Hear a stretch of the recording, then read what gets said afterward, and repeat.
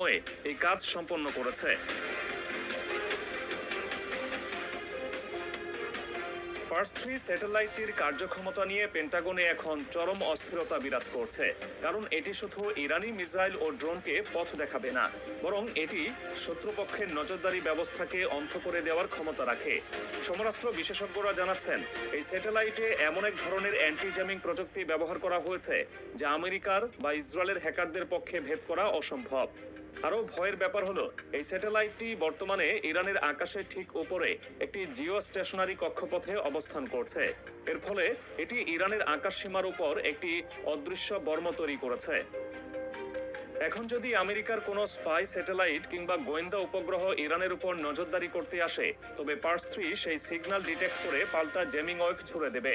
সহজ ভাষায় বলতে গেলে, আমেরিকার স্যাটেলাইট যখনই ইরানের ছবি তুলতে যাবে, তখন তাদের স্ক্রিন ব্ল্যাকআউট হয়ে যাবে। ইরানের পরমাণু প্রকল্প ও সামরিক মহড়ার কোনো ছবি আর ওয়াশিংটন তাদের টেবিলে বসে দেখতে পাবে না। এই প্রযুক্তিগত সক্ষমতা অর্জন করার মাধ্যমে ইরান কার্যত আমেরিকার মহাকাশ দাদাগিরিকে সরাসরি চ্যালেঞ্জ জানিয়েছে। প্রযুক্তিগত এই যুদ্ধের আরেকটি বড় ফ্রন্ট হলো ইন্টারনেট। ইরান ঘোষণা দিয়েছে তারা গুগল এবং অন্যান্য পশ্চিমা সার্চ ইঞ্জিন প্ল্যাটফর্মের উপর আর নির্ভর করবে না।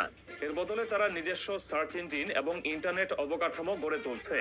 আমেরিকার বড় বড় টেক জায়ান্টরা বছরের পর বছর ধরে ব্যবহারকারীদের তথ্য সংগ্রহ করে সিআইএ সহ অন্যান্য গোয়েন্দা সংস্থার কাছে পাচার করে বলে অভিযোগ রয়েছে। ইরান এই তথ্য চুরির রাস্তাটি চিরতরে বন্ধ করে দিচ্ছে। এখন থেকে ইরানি নাগরিকদের ডেটা ইরানের নিজস্ব সার্ভারেই সংরক্ষিত থাকবে।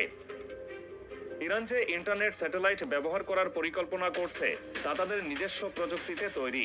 একে জাতীয় ইন্টারনেট ব্যবস্থার চূড়ান্ত রূপ বলা যেতে পারে। এর ফলে আমেরিকা চাইলেও আর ইরানের ইন্টারনেট বন্ধ করে দিতে পারবে না বা ইরানের অভ্যন্তরে সাইবার হামলা চালাতে পারবে না। বাইরের দেশের কোনো চ্যাটিং অ্যাপ ব্যবহার না করার সিদ্ধান্তটিও এখান থেকে এসেছে। বিদেশি অ্যাপগুলোর মাধ্যমে দেশের ভেতরের গোপন তথ্য পাচার হয়ে যাচ্ছে, এই শঙ্কা থেকে ইরান কঠোর হাতে ডিজিটাল বর্ডার সিলগালা করে দিচ্ছে।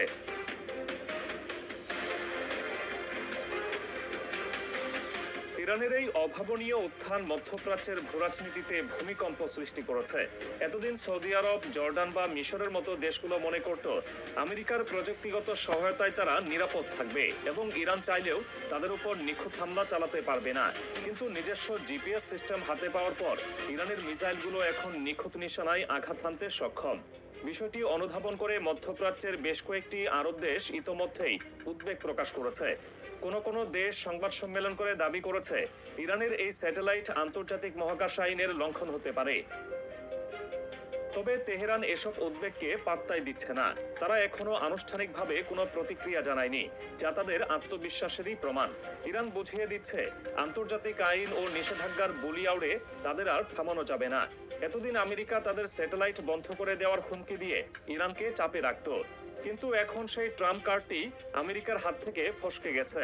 ইরান প্রমাণ করেছে দেয়াল তুলে দিলে তারা মাটির নিচ দিয়ে সুড়ঙ্গ খুঁড়বে, আর আকাশ বন্ধ করে দিলে তারা মহাকাশে নিজেদের রাস্তা বানিয়ে নেবে।